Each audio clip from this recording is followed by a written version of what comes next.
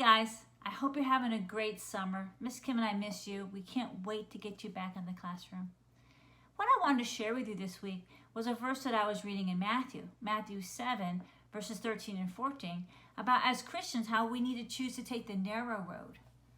And I studied that a bit. And then I also studied in 2 Samuel when it says once we take that narrow road, that God, the road is wide and He secures it and He clears it for us. So I wanted to share with you what I studied on that. So let's start with Matthew first, and we'll read through Matthew 7, verses 13 and 14. Enter through the narrow gate, for wide is the gate, and broad is the road that leads to destruction, and many enter through it. But small is the gate, and narrow the road that leads to life, and only a few find it. Matthew 7, verses 13 to 14. Well, God tells us in this verse that the way to Him is a narrow path. Well, what does that mean? What is a narrow path? Well, first off, the way to God is through Jesus. There's no other way. You have to accept Jesus into your life and live for Him. That's the only way to salvation. That's the first thing.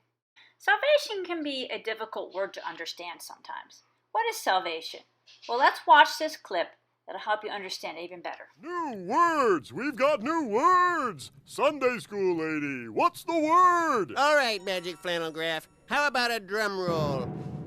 Our first new word is salvation. I bet you've heard this word before, but do you really know what it means, Pastor Paul? Salvation is the act of saving or rescuing from harm or danger. That's right. Let's show him, Magic Flannel Graph.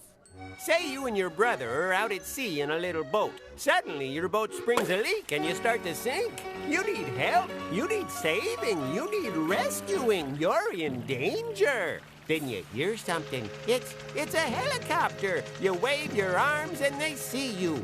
You're gonna be saved. You're gonna be rescued. That helicopter is your salvation. It will save you from sinking in the sea. Nice alliteration. Salvation, to be saved or rescued from danger. Great! So God's rescue plan could also be called a plan of salvation. Choosing to follow God's narrow road is choosing salvation, but it's more than that. The narrow road sometimes means that we have to make a choice to follow God or follow the world or our friends or what we want to do. Often, following the narrow path isn't always the easiest choice. Sometimes it involves sacrifice and discipline.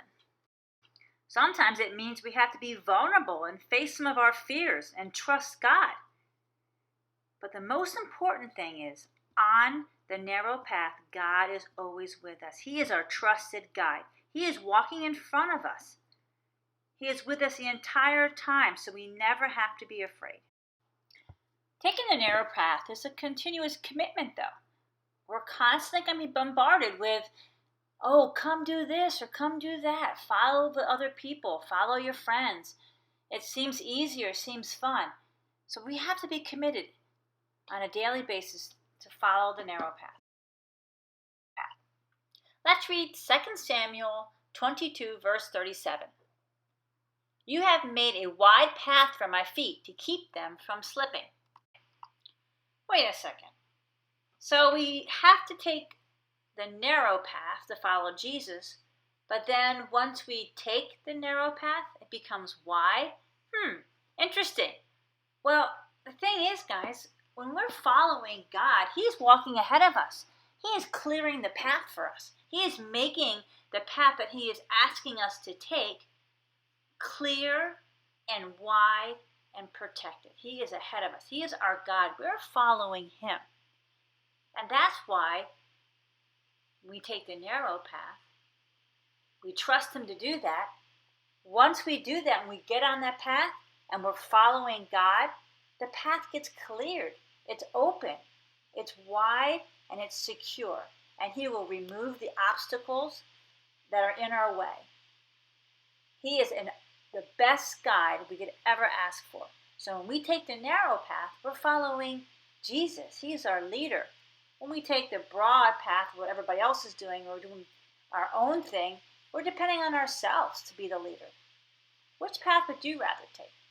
The narrow path, where God's walking ahead of you, clearing the way? Or the broad path that may seem easy? We will all make that choice sometimes, not to follow God initially. But the thing is, God loves us so much that when we are walking on our own path and not following Him, He's still there right beside us, constantly trying to nudge us back to the narrow road. Now, let's worship.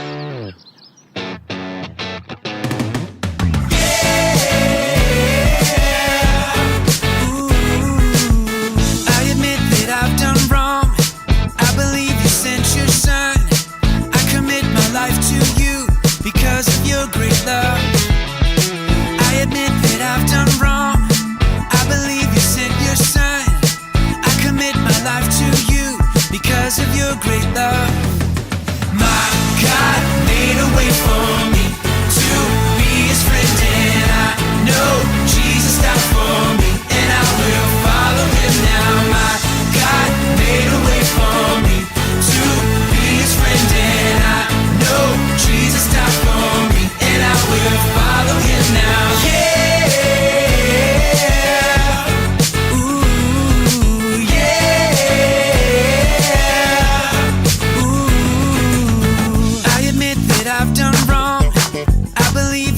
Your son, I commit my life to you because of your great love. I admit that I've done wrong.